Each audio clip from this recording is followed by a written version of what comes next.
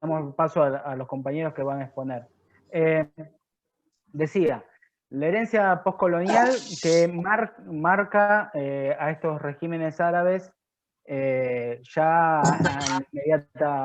en su inmediata desarrollo como países independientes. Una herencia es la herencia económica de países netamente subdesarrollados, dependientes todavía de la metrópoli, insertos dentro de la economía global y la economía mundial en una división de tareas propia de los países semidesarrollados que en sí son exportadores de materias primas. ¿Sí?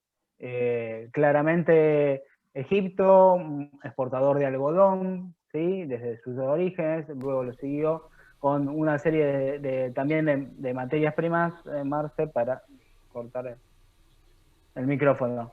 Una débil industrialización que marcó este elemento también presente, que ya lo dijimos en los países del tercer mundo, que va a ser la preponderancia del sujeto campesino, que para esto se van a dar políticas, centralmente lo que vamos a ver como los países del nacionalismo árabe, los regímenes del nacionalismo árabe, de reformas agrarias, tendientes a crear justamente con este sujeto social, más en algunos países, sobre todo en Egipto, que es el más desarrollado de los países junto con Siria del mundo árabe, un débil proletariado, crear esa alianza con una burguesía nacional, ¿sí?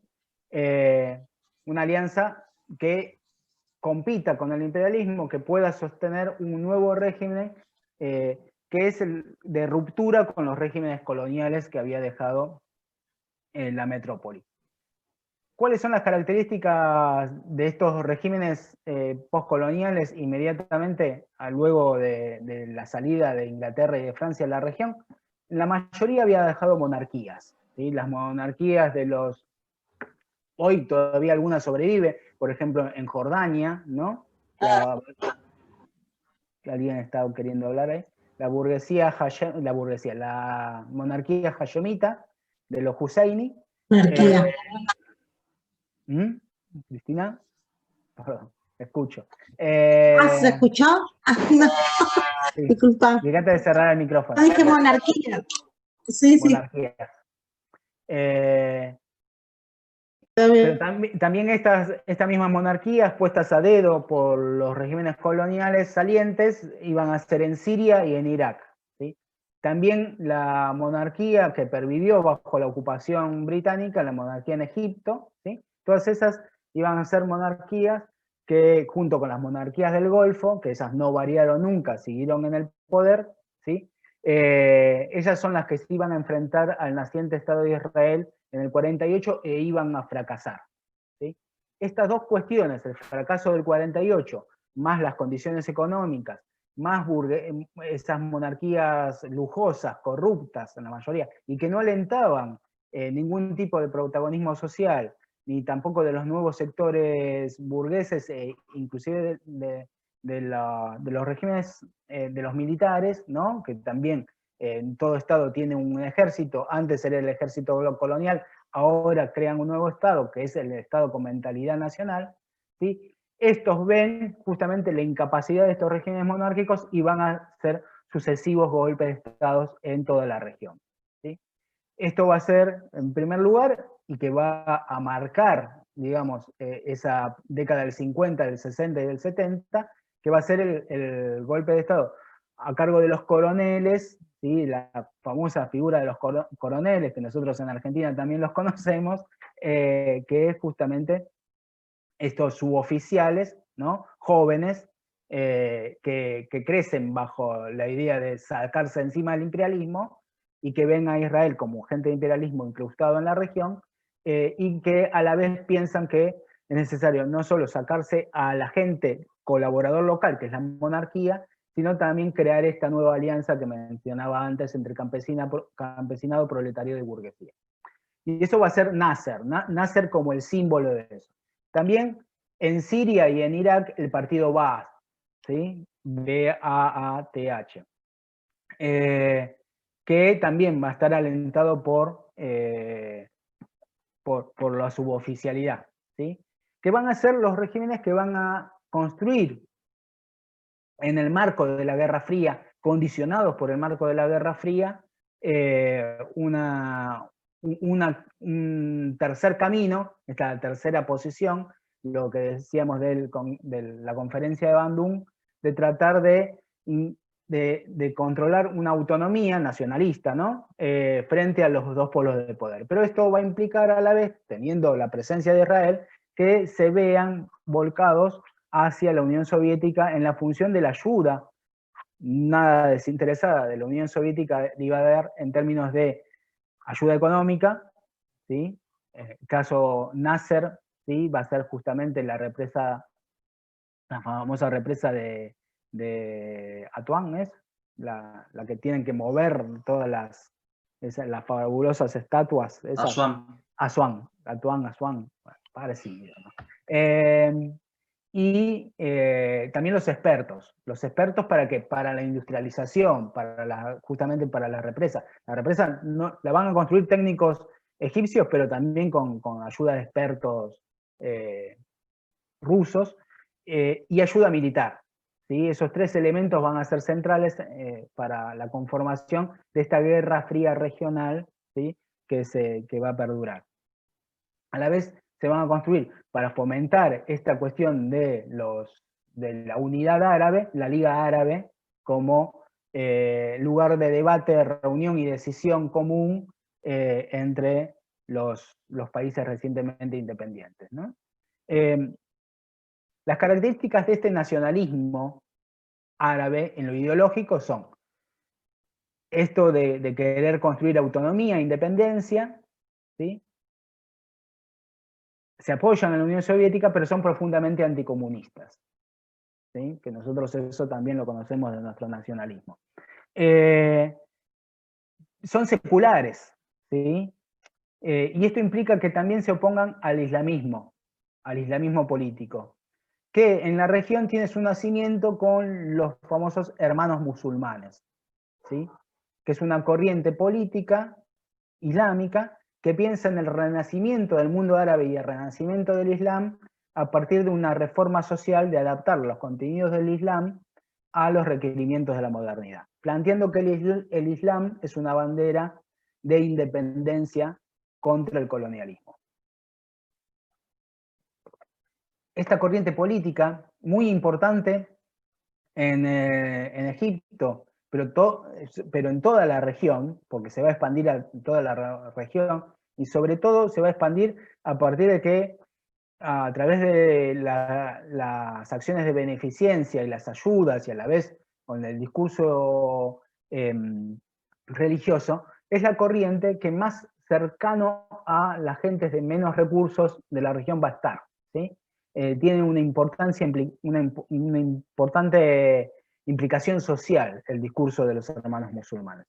Y van a ser muy importantes hasta el día de hoy. Tuvieron justamente en Egipto, a la caída de Mubarak, después de la primavera árabe, su primera vez que pudieron acceder al gobierno en el 2012-2013.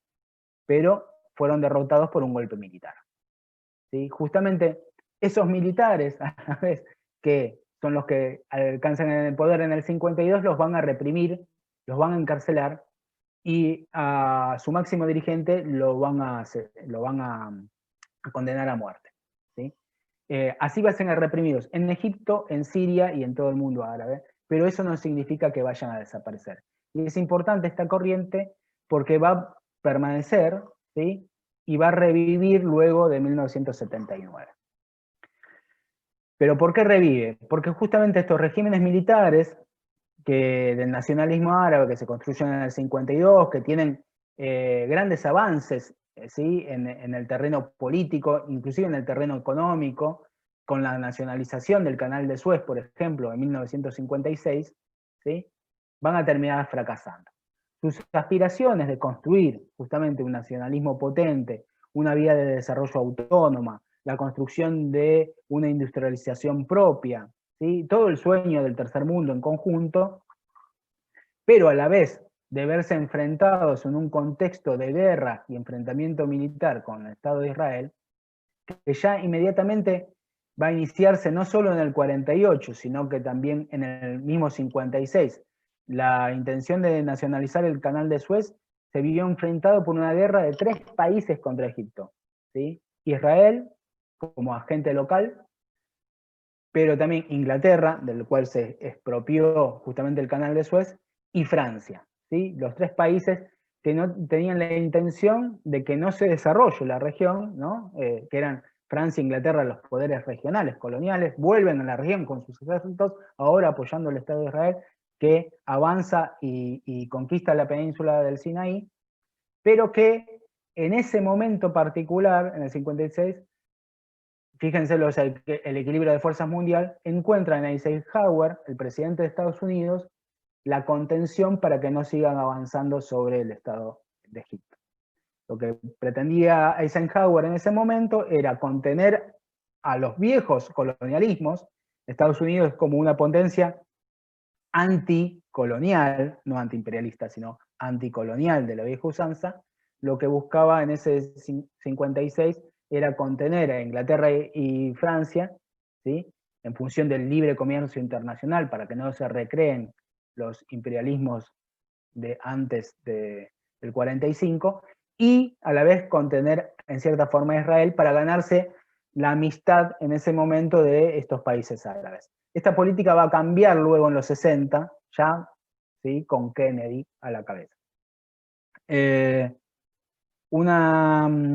Decía, esta cuestión del enfrentamiento de la guerra del 56, que se va a volver a ver con la guerra del 67, que lo marcábamos en la clase de Palestina, esa dura derrota profunda contra Nasser, ¿no? Pero también contra Siria y contra Jordania, actúan en conjunto esos 3 países contra Israel, va a terminar haciendo sucumbir, o va a ser el inicio del fin de los regímenes nacionalistas árabes.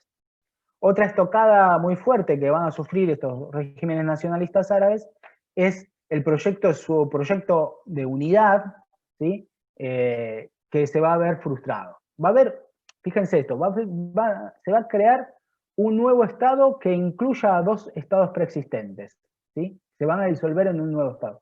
Estados que no van a tener continuidad territorial, como es Egipto y Siria. Van a formar un solo Estado, ¿sí? Egipto y Siria van a formar un solo Estado, que va a ser la RAU, ¿no? La República Árabe Unida, ¿sí? Hasta van a dejar sus nombres de lado. Era un sueño, justamente se empezaba a dar ese sueño del nacionalismo nacionalista de todos los países árabes unidos, que superen esas fronteras nacionales construidas por el imperialismo. Bueno, eso va a terminar fracasando, no se va a lograr. Siria se va a terminar yendo de la RAU. ¿Por qué? Por la preponderancia y la fuerza que va a tener en ella Nasser y los egipcios. O sea, vemos que el sueño nacionalista panárabe está presente, pero las condiciones todavía no están dadas en función de que sigue latente fuerte los intereses de las burguesías nacionales locales, ¿no? Sirias y egipcias. Y eso va a ser una fricción que no se va a poder solucionar. Igual forma el intento de unir a esta RAU a Libia, ¿sí? Que también se va a enfrentar. Otro enfrentamiento y conflicto que va a tener el nacionalismo árabe, que lo va a llevar también a la debacle, es el enfrentamiento con las monarquías del Golfo. Las monarquías del Golfo, ¿sí? Que no van a abrazar el nacionalismo árabe en ningún momento, que van a verse contenidas, en cierta forma, más que contenidas a la sombra de la gran figura paternalista que va a ser Nasser, van a pelear contra él, van a tratar de socavar ante él. También Nasser va a tratar de unir al mundo árabe y a su égida a Yemen, ¿sí? En el sur de la península árabe. Y esto lo van a sentir como una puñalada en la espalda a los regímenes monárquicos árabes y van a combatir justamente creando una guerra civil en Yemen, una guerra civil que hoy sigue estando presente y lo vemos a Arabia Saudita que sigue tirando bombas sobre Yemen. Esto también lo va a llevar a la debacle al nacionalismo árabe y va a ser otro elemento de crisis.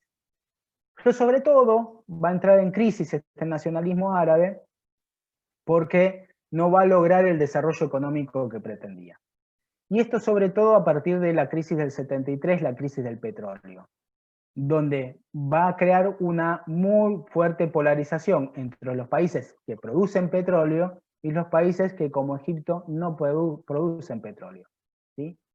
Y a la vez, esa crisis del 73, con una nueva guerra con Israel, que sale en un 50 y un 50, digamos, ni vence Israel ni vence Egipto, aunque justamente luego pueda volver a controlar el canal de Suez Egipto, lo obliga a Egipto, ya muerto Nasser, a cambiar de política. El sucesor de Nasser, ¿sí? Va a hacer un giro de 180 grados y va a terminar acordando con Israel, ¿sí? Y va a terminar siendo el primer país árabe en reconocer a Israel a cambio de la ayuda militar de Estados Unidos, ¿sí? Y de justamente la devolución del canal de Suez. Con esas dos grandes concesiones, que a la vez le permiten a Egipto y sobre todo a los militares poder sobrevivir en el poder hasta el día de hoy, ¿sí? Es que va a cambiar de política y va a llevar adelante a la vez ese mismo país que fue el creador de ese nacionalismo árabe, que muchas veces se llamó socialista, en creador del neoliberalismo árabe, ¿sí? O sea, van a ser los primeros que van a llevar adelante los programas neoliberales en mano o firmados por el FMI, ¿no? Entonces, de una promesa paternalista, de una promesa de desarrollo, de una promesa de bienestar para toda la nación, de construir y estar garantizado por partidos únicos, esos regímenes terminaron siendo regímenes ciertamente de opresión a los pueblos árabes, ¿sí? Y esto es lo que nos da el gancho con el texto de Brigger,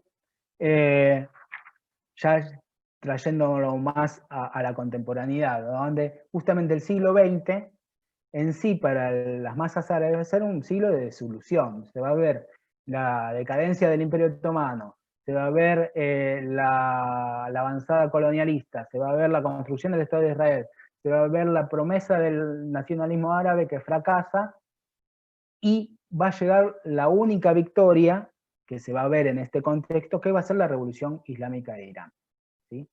Y antes de hablar de esto, de sus momentos y su trascendencia, le doy el pie a Gustavo para que nos hable un poco de justamente el texto de Nikki Keddie para presentar.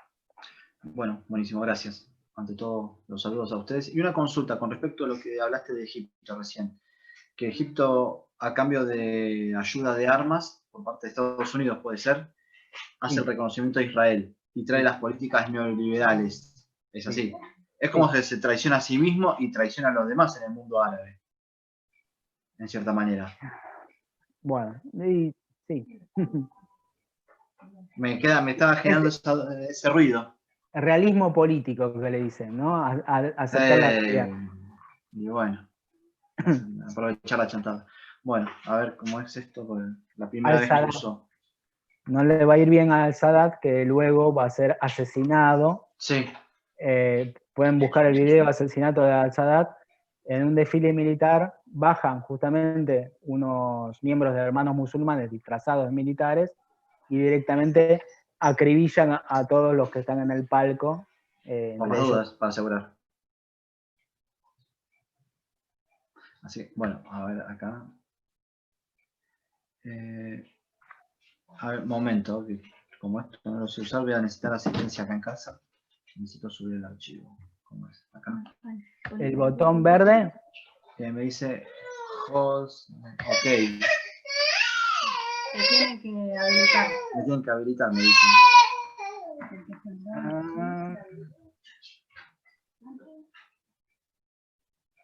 Esa era mi gordita que estaba gritando, perdón. A ver. Agus te dice que tenés que habilitar para que puedas. A ver. Pero ahí en teoría ya tendrías que poder tranquilo. Sí, acá. A ver. ¿Esto es? Perdón la desprolijidad, pero la primera vez. Está buenísimo, hay que aprender así que entre compañeros es más fácil perder el miedo. ¿Esta? No, acá. Ah, ya. Perdón, porque estoy acá con mi esposa, me está haciendo el aguante. Ahí va. Ahí estamos.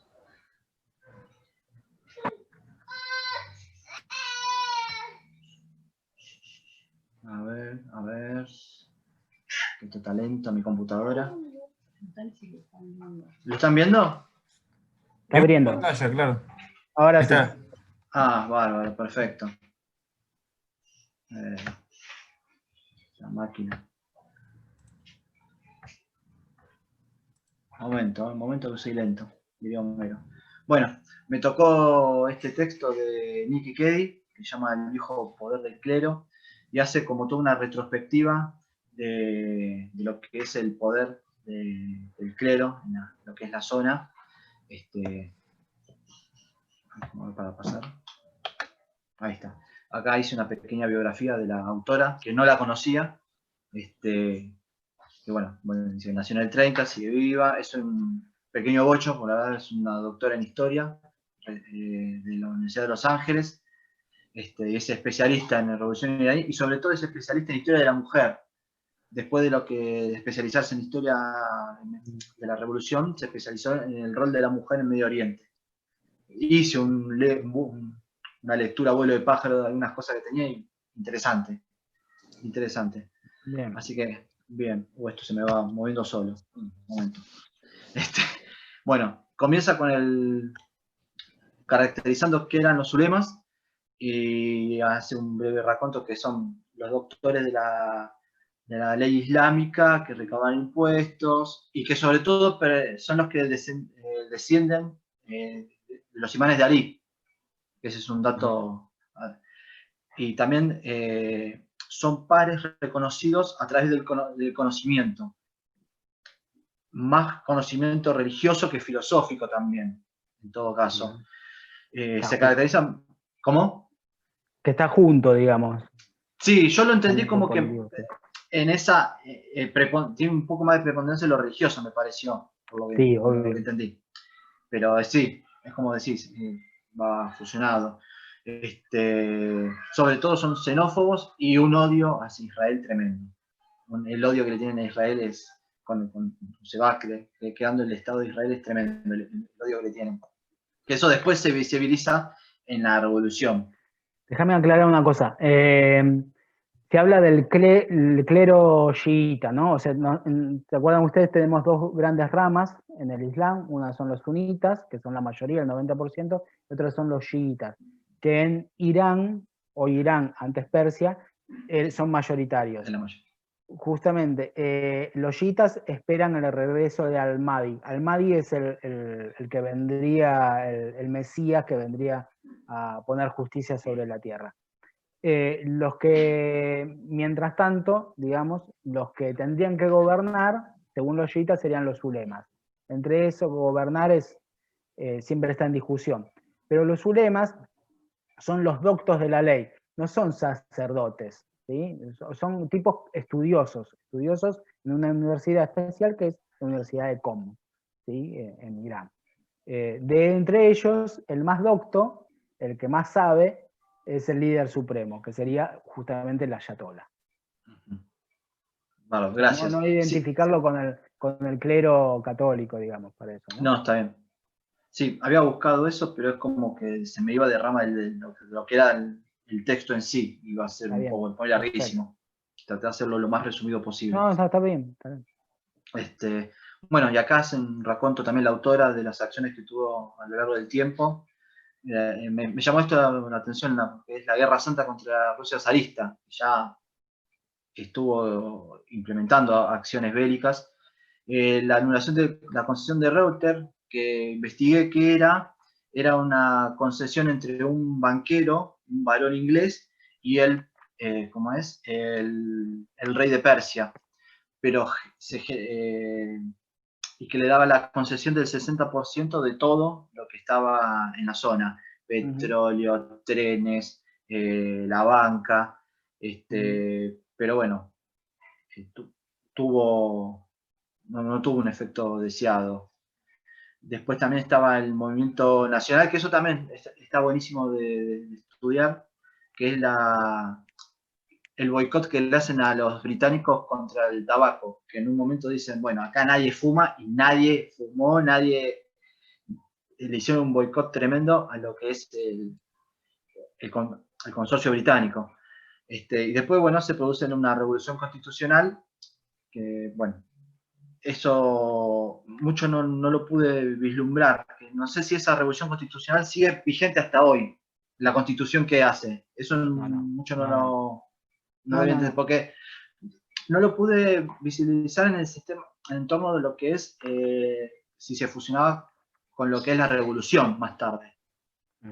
No. Está bien.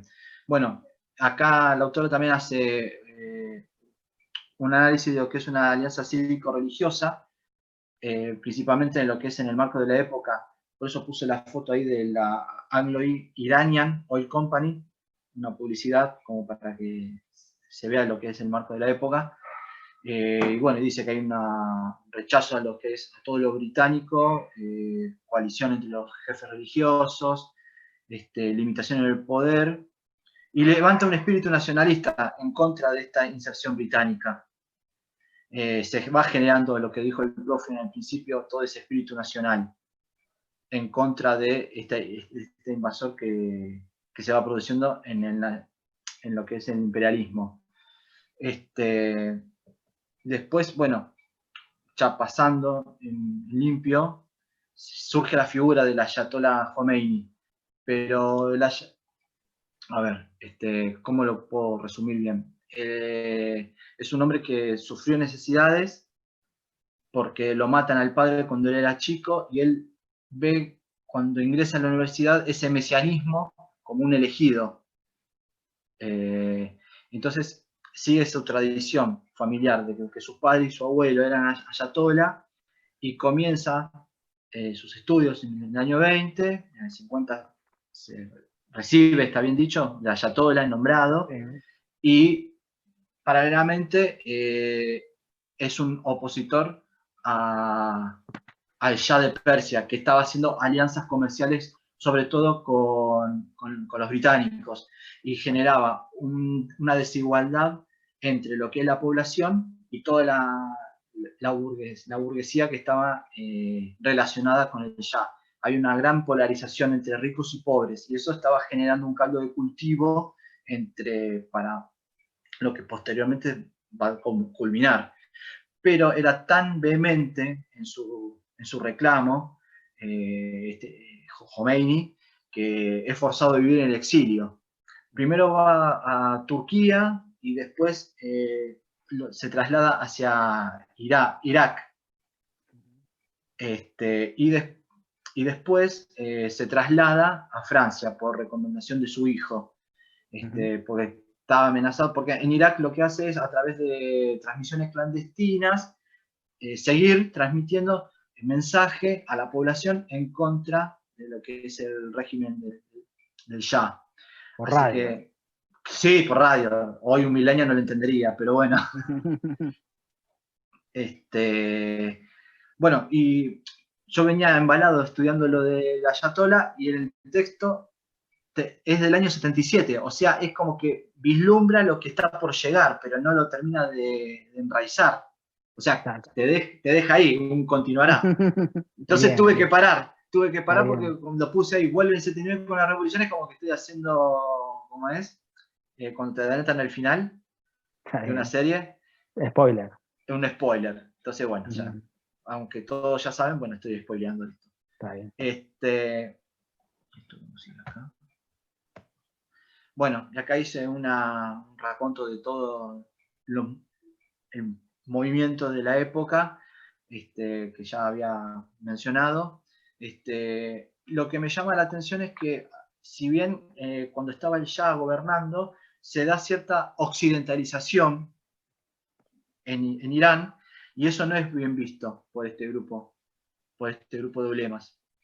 Entonces, se hace totalmente opositor a lo que es la idea de la entrada de Occidente con, no sé, la libertad de la mujer, el voto femenino sobre todo,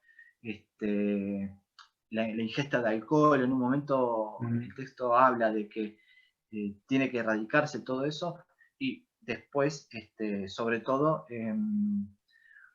con con la liberación, no, con la persecución a homosexuales también.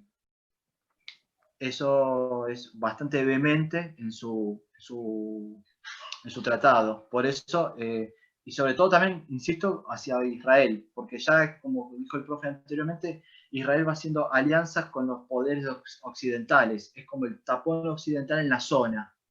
Y obviamente todo lo que es el pensamiento occidental lo quiere borrar de mente. Y bueno, y finalizando, llega lo que es... Puse esta foto porque no pude encontrar foto de la época, pero más o menos para que tengan una idea de cómo son estos grupos. Porque esta es una foto de afganos. Eso es Afganistán, sí. Pero bueno, no pude encontrar. Los guerrilleros urbanos religiosos, que el mismo texto dice de inspiración marxista e islámica, pero es como que no hay unión ahí. Es una contradicción en sí mismo. Y que surge sí, porque el texto, en un momento... Ahora yo lo aclaro, no te das problema. Quería citarlo bien, porque decía el texto, no quiero perderme, pucha, lo tenía marcado y lo perdí.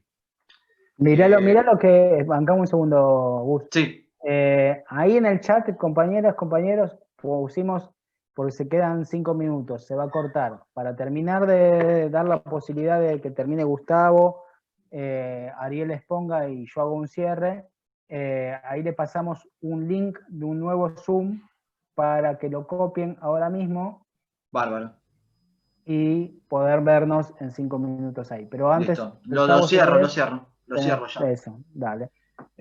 Bueno, esta inspiración marxista islámica es una contradicción en sí mismo, porque el Islam lucha contra el marxismo, en cierta manera.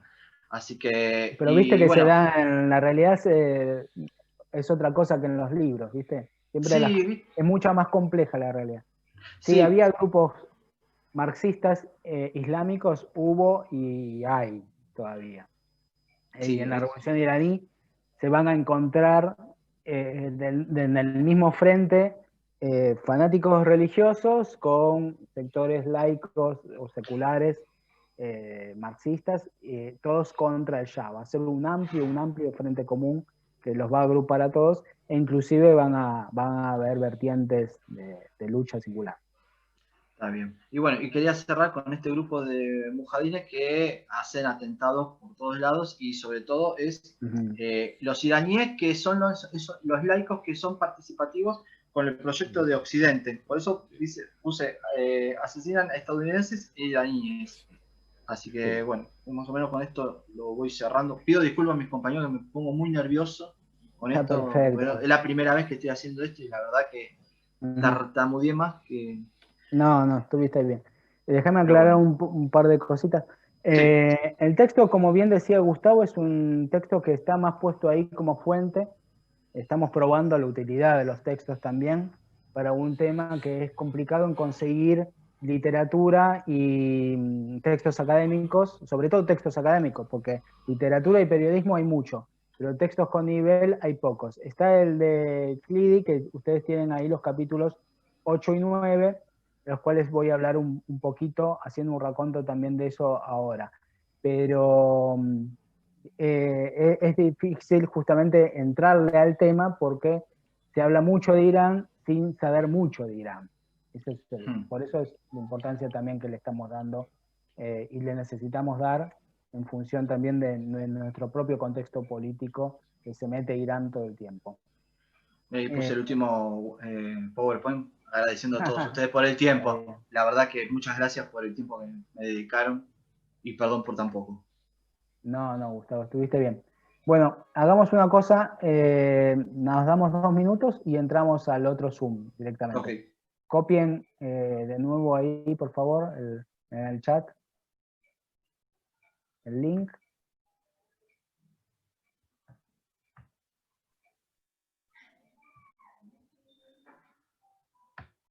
Tomás mandó el mismo, ¿no?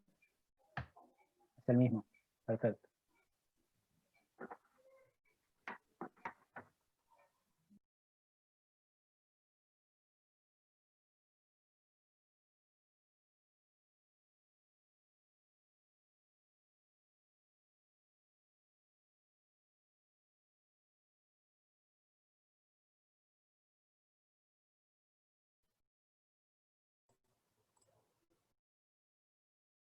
Hola, Flor. Hace mucho que no te veía. Estás muteada. ¿Ahí se me escucha? Ahora sí. Perdón que no puedo enganchar la otra parte, pero hace un ratito recién que llego a casa del otro laburo, así que Bien. no me la quería perder igual. Lo que pueda escuchar no me lo quería perder. Importante es estar. Bueno.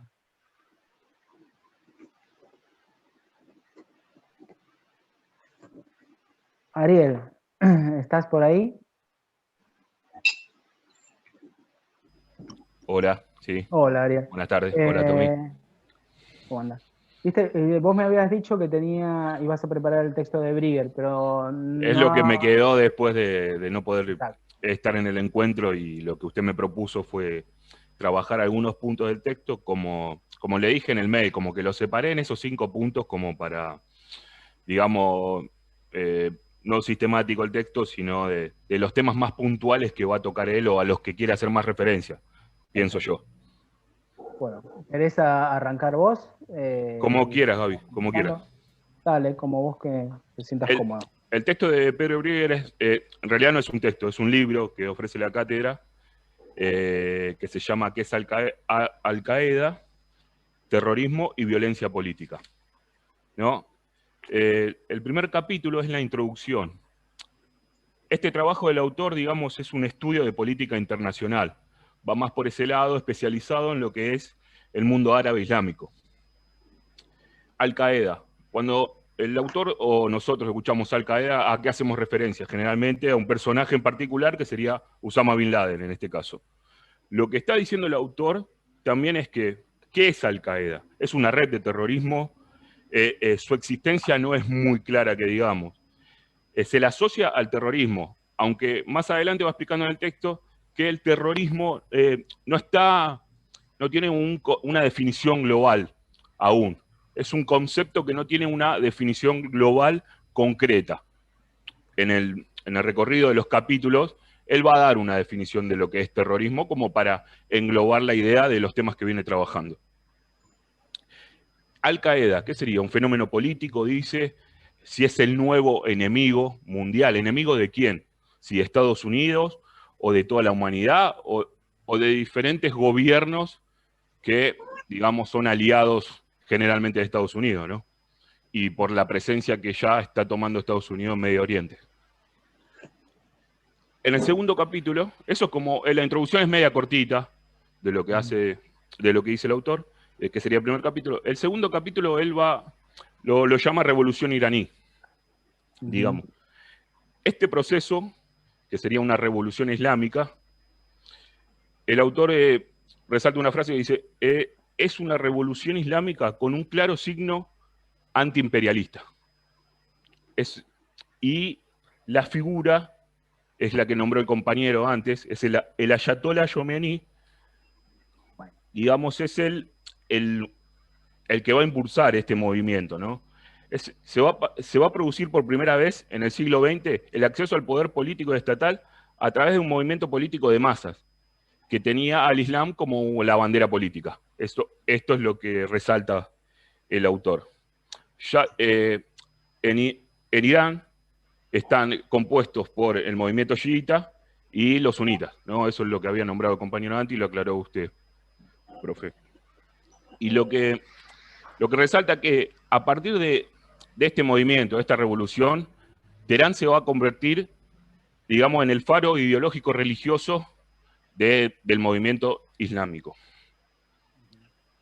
Los objetivos que yo pude resaltar o que me parecen a mí, no sé a usted, profe, a ver, que es expandir el Islam, uno de los objetivos de esta revolución, poner fin a los regímenes laicos que se presentan, y una creación de gobierno afines, digamos, de esta revolución islámica, ¿no?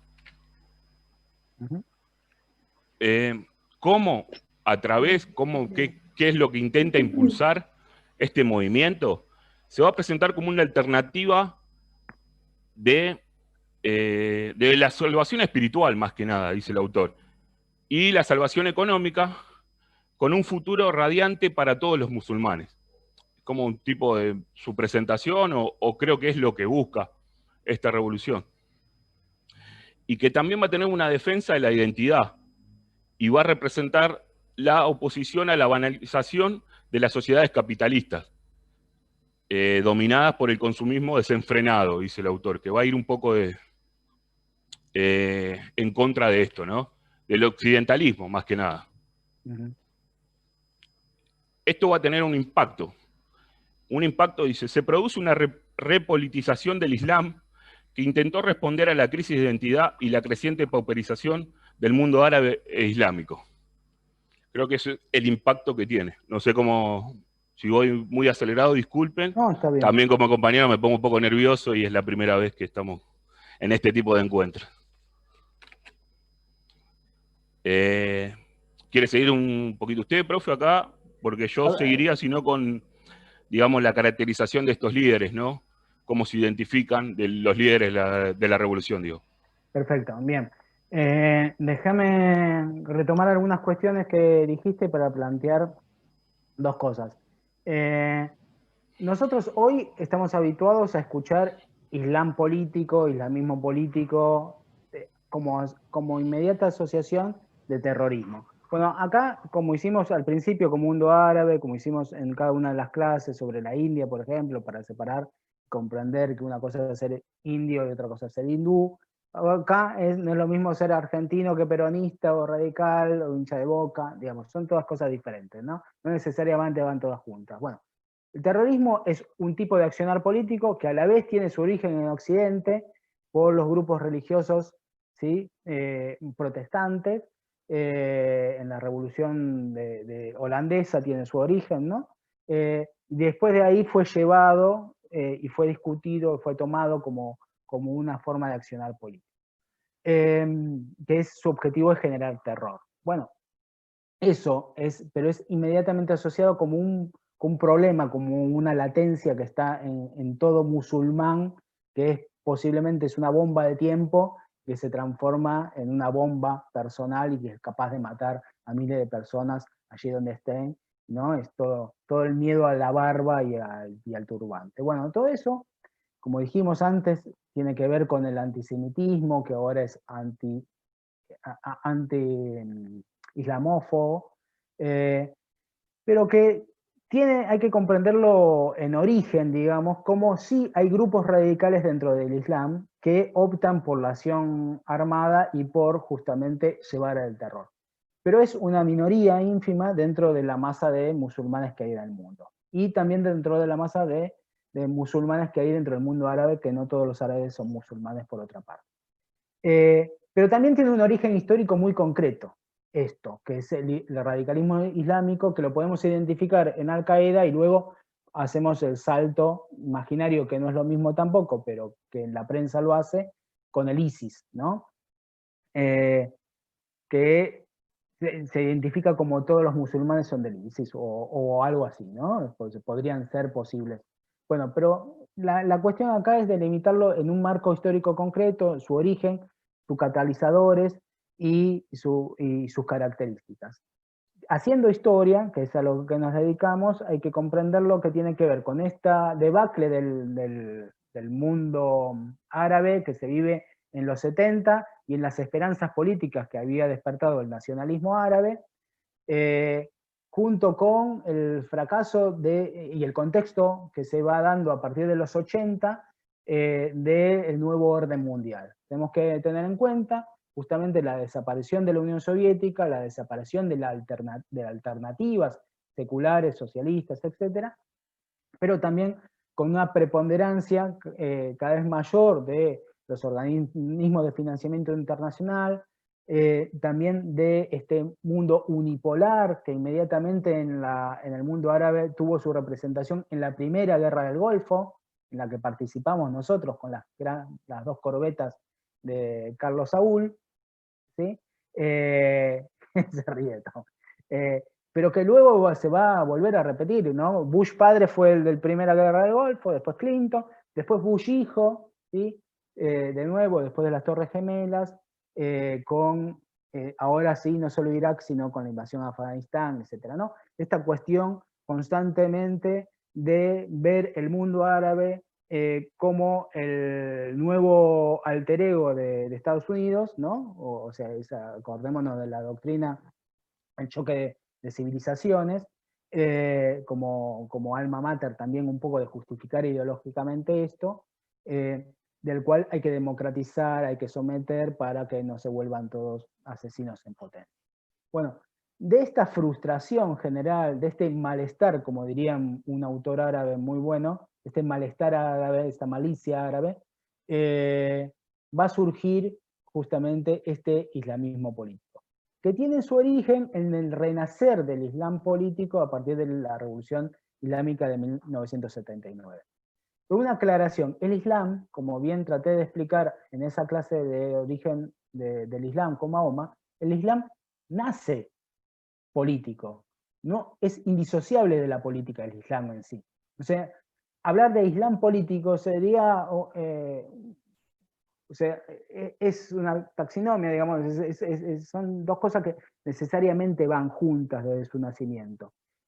Justamente la modernización trató de despegarla, hacer gobiernos seculares alejados del Islam, pero el Islam siempre planteó necesariamente una salida política, y mucho más en Persia, justamente por la influencia y la particular visión del chiismo sobre el Islam. El renacer del islamismo en los 80 está alentado por la Revolución Islámica de Irán, que hay que comprender lo que tiene una importancia como este faro y de salida de la reconstitución de la identidad iraní, y también de esto que dice en el texto Brigger de los pobres, ¿no? O sea, hay una cuestión ahí también de fuerza sobre la identidad de los desamparados, de los desarraigados, de los excluidos, ¿no? Una visión fanoniana de Frank Fanon de la cuestión, que comprenden que justamente el islamismo, y encuentran en los ayatollah, en los ulemas musulmanes, una forma de vida muy diferente a la riqueza y a los lujos que representaba Occidente, y en Irán en particular representaba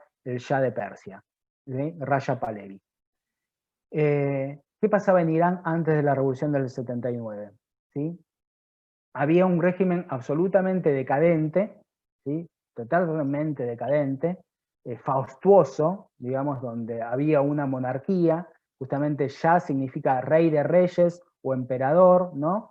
Justamente toda esa búsqueda de ser justamente el gran emperador se demostraba en los lujos y en una vida occidentalizada, ¿sí? Que trataba de imponer un Shah de Persia que fue puesto por mano militar, o sea, por un golpe de Estado, por Washington a través de un golpe de la CIA contra, en el 51, contra Mohammad Mossadegh, que fue justamente quien trató de nacionalizar el petróleo. O sea, lo ponen a Raja Pahlavi, ahora te doy la palabra, Gus. La ponen a Reza Pahlavi, y con esto Estados Unidos obtiene el 40% de la concesión de las exportaciones de petróleo de Irán, ¿sí? Y a la vez, ese régimen corrupto, que a la vez era un régimen represivo, muy represivo, iba a generar toda una serie de oposiciones, una oposición muy variada, que va a tener 3 pilares. Una, los estudiantes. En un mundo de la revolución del 68, del Mayo francés, de Tlatelolco y el Cordobazo, justamente los estudiantes, ¿sí? Ahí movilizados que van a ir en contra del Shah. Por otro lado, los ulemas, que ya venía hablando Gustavo de eso, y por otro lado un frente nacional con distintas ramas, un frente nacional que va a tener a un movimiento secular muy importante, ¿sí? Que justamente era la clase media con una izquierda importante, pero como suele pasar, no unida, ¿sí?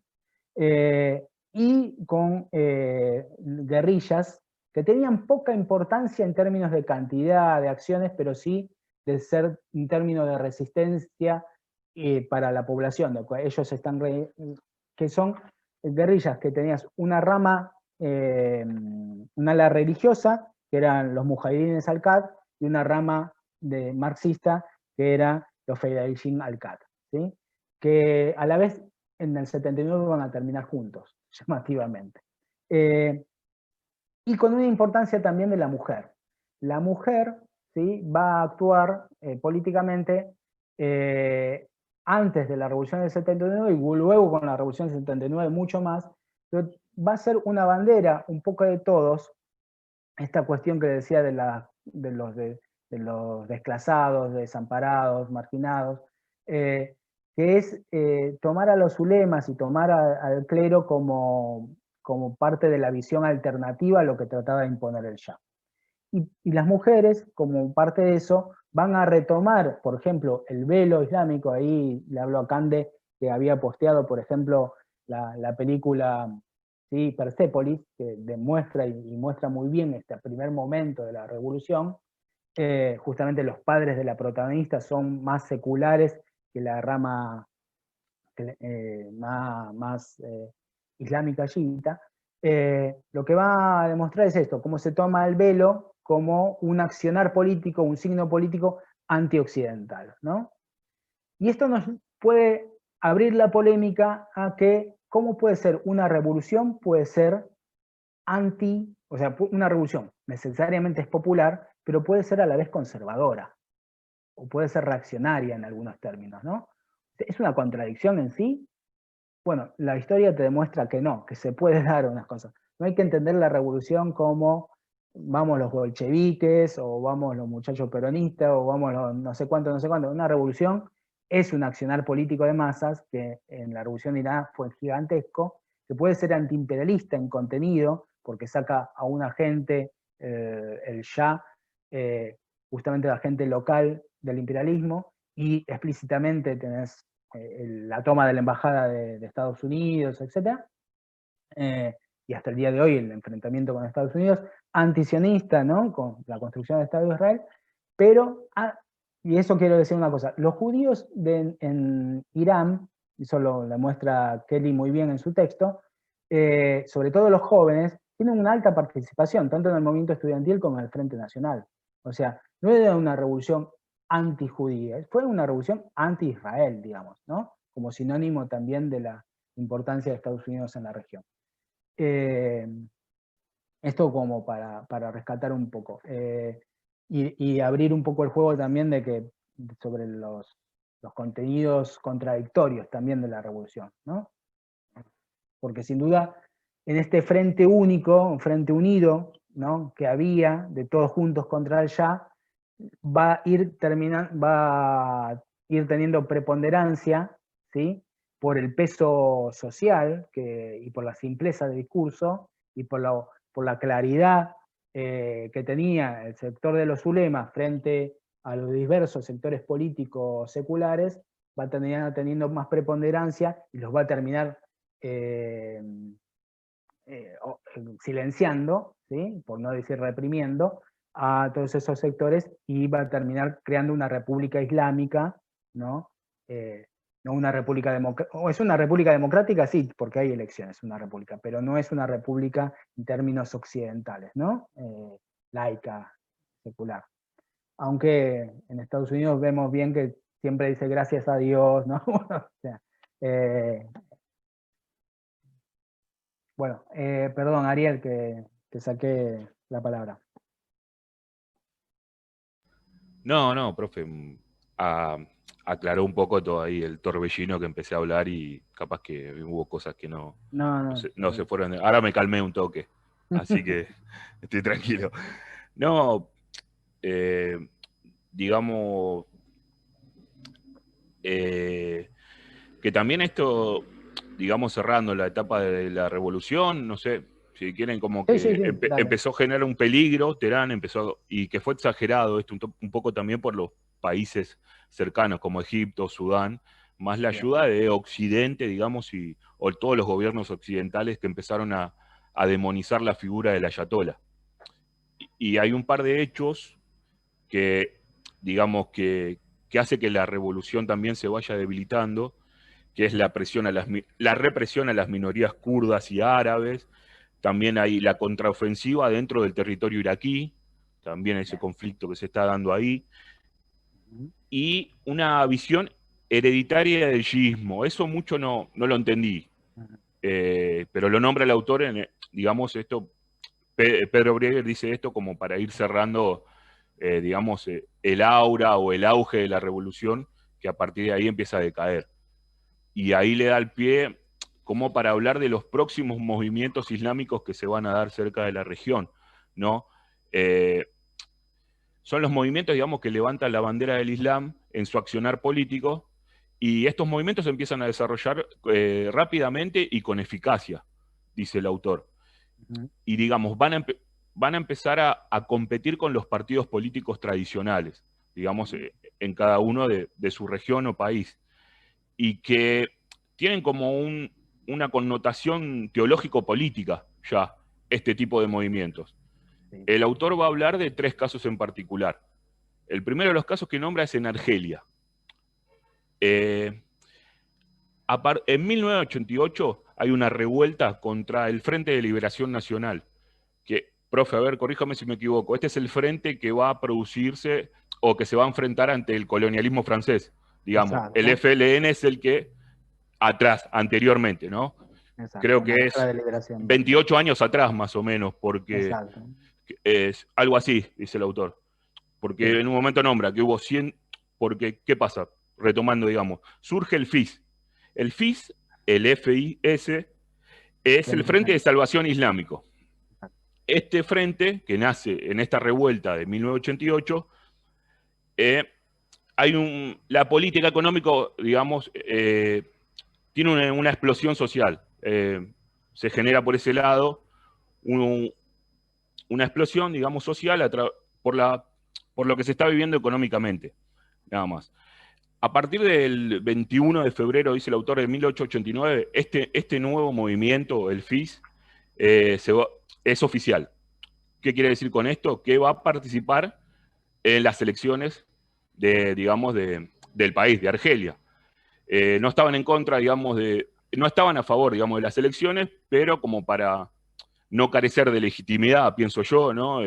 Aceptan participar, van a arrasar en las elecciones, dice el autor, y hay las elecciones municipales, dice el 90, y en el 91 hay elecciones legislativas, creo que son.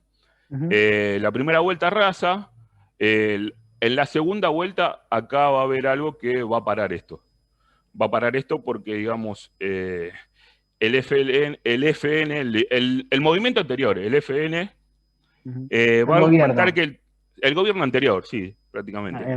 No, el gobierno que sigue siendo hasta el día de hoy. Hasta ese momento sigue siendo. Hasta Está bien, hoy. sí, bueno, hasta hoy. Digamos que tiene un argumento que el triunfo islámico convertiría a Argelia en una dictadura. Entonces, ¿qué pasa? Golpe de Estado. 1992 hay un golpe de Estado para frenar, digamos, la victoria del FIS en las elecciones. ¿Qué característica tiene este golpe de Estado? Obviamente tiene el apoyo occidental, ¿no? Eso de movida. ¿Qué características tiene? Disuelve al FIS. Nulidad del proceso electoral y encarcelamiento de los principales dirigentes del FIS, ¿no? Bueno, y acá como que comienza el fauda, ¿no? Empieza el caos. ¿Qué pasa? La represión contra el FIS va a generar el levantamiento, digamos, del Shia, dice, o Shia, no sé cómo se pronuncia bien, que es el grupo islámico armado, digamos, que va a empezar a tener acciones contra el gobierno. Atentados contra los medios de comunicación, siempre objetivos locales, y lo que va a buscar es la liberación, digamos, de los dirigentes y la negociación política.